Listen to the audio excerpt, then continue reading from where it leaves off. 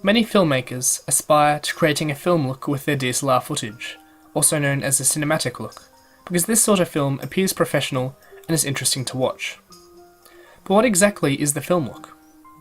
A film look is broadly defined as the look and feel of the footage that you would see in a feature film. As you know, there are many techniques involved in creating video, but there are a few which are especially important to achieve this look.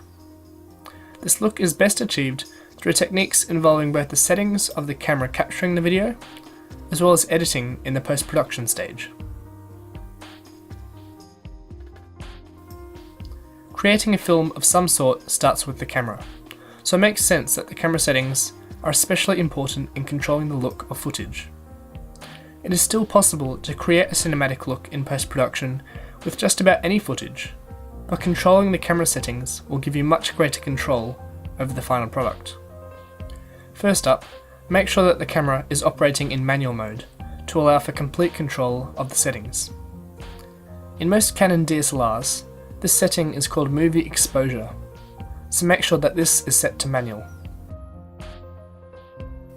A frame rate of 24 or 25 frames per second is one of the most important aspects of shooting video that will look like film. The frame rate is one factor that changes the amount of motion blur in footage, and this is why it is so distinctive from other formats. I can't show you what 30 frames per second or 50 frames per second looks like because this tutorial itself is being played back at 25 frames per second. However, it is easy to find examples. If you search for comparison of frame rates on the internet, you'll get a taste of what the others feel like. High frame rates have an odd feel to them. The technical reason for this is that the motion is smoother and there is less motion blur than traditional film. Also, we have been conditioned to perceive 24 or 25 frames per second as film, because this is the traditional frame rate shown in cinemas. High frame rates look more realistic, but realism is not what we're looking for in this case. You can change the frame rate of Canon DSLRs under the movie recording size. The shutter speed also changes the look of motion blur, and so this needs to be matched with the frame rate. The general rule is that for natural looking motion, set the shutter speed at double the frame rate. This means that when filming at 24 or 25 frames per second, choose a shutter speed of 50. This is known as the 180-degree shutter rule, and it comes from the traditional shutter size of film cameras.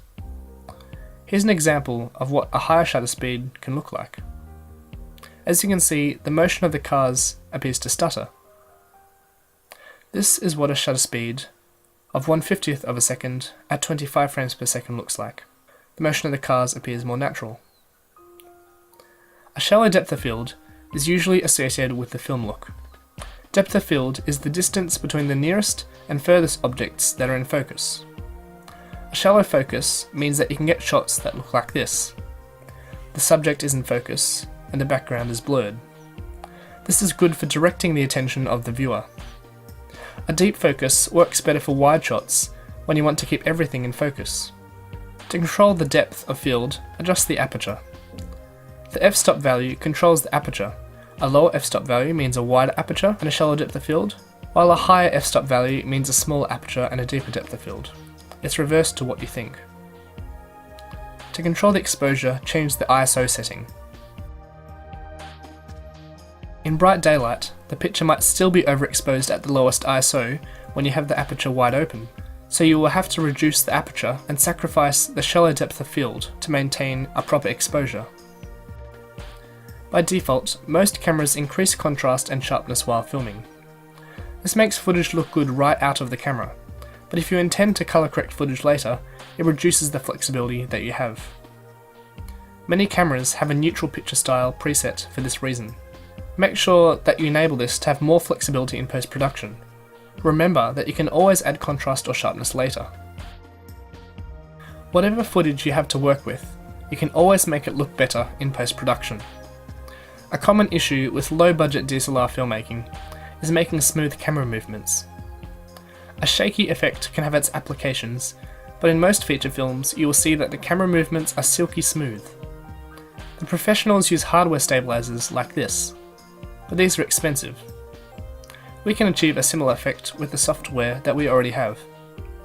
Beginning with After Effects CS 5.5 and Premiere CS6, Adobe included an effect called Warp Stabilizer, which is super easy to use.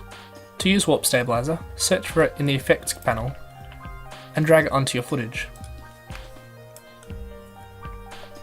It will start to analyze the motion in your footage and then try and stabilize it after it does some processing. Keep in mind that it could increase render times a fair amount and that it usually reduces the resolution slightly. In some cases, artifacts appear when the footage is too shaky. Sometimes lowering the smoothness in the effects control panel can help, but this could just mean that the clip just isn't suitable for stabilization. This effect usually works great without any tweaking, but you can adjust the settings for your taste. The smoothness control does just what it says. It controls the amount of smoothing applied. Along with stabilizing the footage for smooth motion, Warp Stabilizer can also make the camera look completely still. To do this, change the motion result to no motion. This is helpful for shots that should have been done on a tripod but weren't.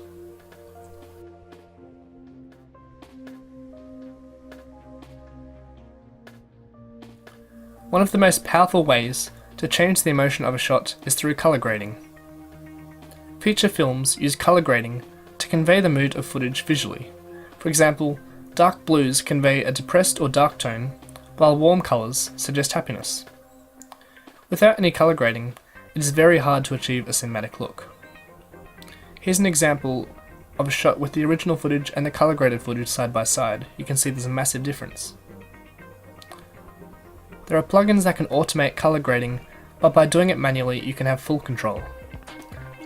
Some useful tools built into Premiere and After Effects that will effectively grade your footage are RGB curves and three-way color corrector. Other compositing applications have similar effects. You can use RGB curves to adjust the darkness of the darks and brightness of the highlights in your footage. To start using RGB curves, search for it in the Effects panel and then drag onto your footage. You'll see these graphs on the left here. Basically, this graph shows the highlights and the darks of your footage, and by adding a point to it, you can change the response of these different areas of your footage. A popular cinematic look is to have the darks darker and to make the highlights even brighter. To do this, add 2 points to your line by clicking on it, bring the bottom point lower, and bring the top point higher to increase the highlights.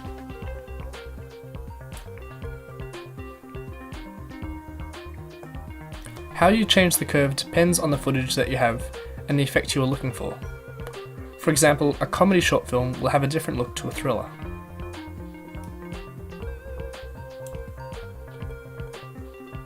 The three-way color corrector effect can change the color tone of the darks, mids, and highlights of your footage.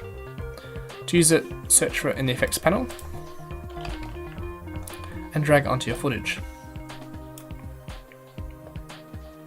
Once we scroll down here, we can see there are 3 circles for each of the parts of your image: the shadows, the midtones, and the highlights.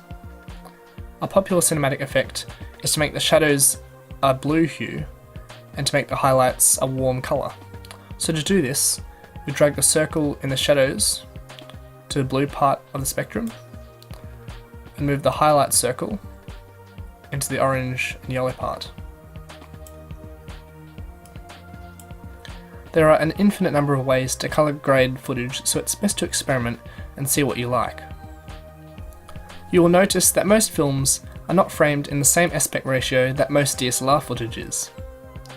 Standard video from most consumer cameras is in the 16:9 aspect ratio, also known as widescreen, while most modern films are shown in the 2.35:1 ratio, also known as ultra widescreen.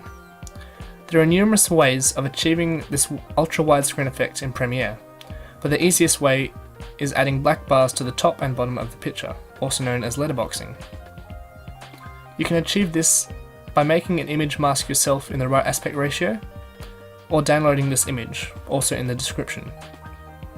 After importing the image to Premiere, you can use it by dragging it to a video layer above your footage. We'll then mask off the top and bottom with black bars. That's all there is to it. One of the drawbacks of this method is that you lose the detail at the top and bottom of your image, so it's best to decide if you'll use this format before you start filming, so you can keep it in mind when you frame your shots. So that's the basics of achieving a film look with your footage. There isn't one right way to developing this look, and there are all sorts of plugins and overlays that you can apply to help the effect. As always, the best way to learn is experiment with the tools that you have, because you don't always know what you want until you see it.